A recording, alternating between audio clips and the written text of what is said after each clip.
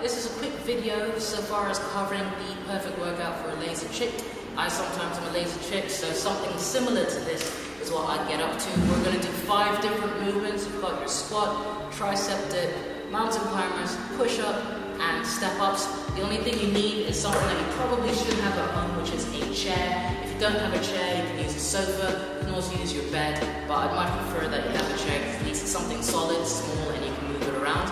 You'll also need something to drink, so a bottle of water, a shaken water is great, a towel as well. Last but not least, you'll need an interval timer. I have a physical interval timer here, which is just independently designed for that. You can get apps freely from the internet, or you can actually get them on your phone as well. So you can a free app on your phone, set it up 2 intervals, so you've got your work period and your rest period.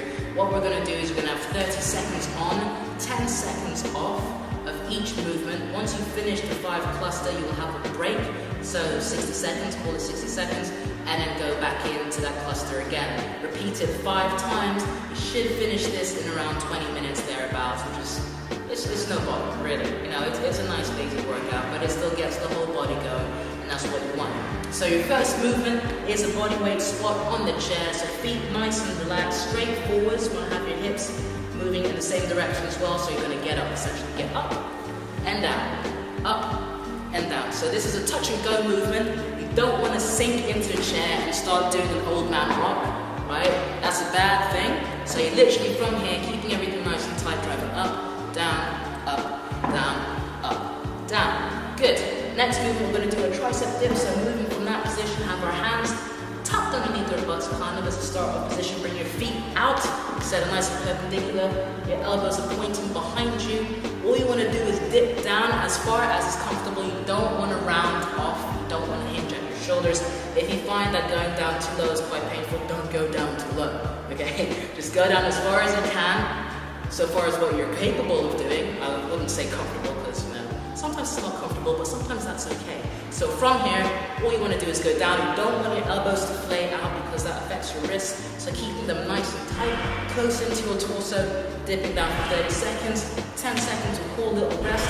Changing over to mountain climbers, I almost forgot. With this, for the sake of demonstration, I am going to change the chair around, but I particularly want you checking out my butt. So from here, your hands are flat over the chair. Notice how I'm over this chair. I'm not leaning back. What is going to happen if I'm leaning back? It's already happened. This chair is going to move, and I'm going to face plant the foot, which is not really low. So from here, nice and tight, tail tucked in, head straight. You don't want to dip your head down. So holding that nice plank position, you're driving your knees up every time. If this is as much as you can do, that's completely fine. But what you want to do is you want to get into a run like you're pushing the back of the car. So nice and high energy, keeping everything nice and tucked in. Core super tight as you're driving the knees up. That'll be 30 seconds. 10 seconds rest. From there, going back into the same plank position. Wrists are underneath your shoulders, so you're nice and vertical, and you're doing a push-up. So if you can only do a push-up to here, that's perfectly fine. If you can go deeper without letting your head dip down, that's perfectly fine as well. Good. Last but not least is the step-up. If you find stepping up on a chair is too intimidating, then just do high knees. Similar to the mountain climber, it's a little bit more cardio-based so far as your heart rate is increasing. So you can just jump up and down, like so, for 30 seconds. If you do want to do the step-ups, you're going to step up with one leg, tap in, touch in, tap in, step down, switch to the other leg. So you're going up, down, switch leg, up, down, switch leg, up, down. Even do a little hiking if you're feeling really adventurous. So that's an aerobic kind of movement. With that, you're really mainly aiming on your hamstring and your glute area every time you go into that. There are now so many different things you can do.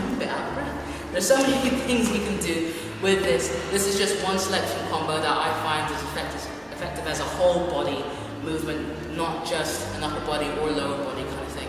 So give it a go. See you soon.